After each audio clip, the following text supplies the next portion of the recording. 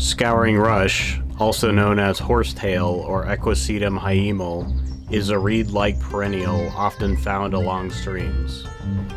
Scouring rush is textured like very soft sandpaper.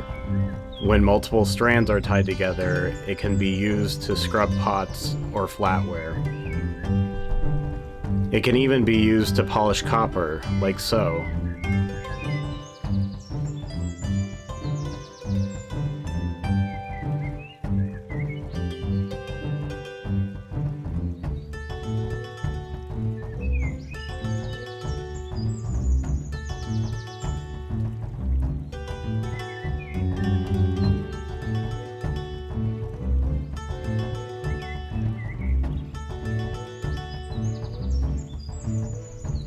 Both coins were equally dirty. Now, any coin collector would tell you to never clean a coin. This coin is for wishes at the well, though, and not to be collected.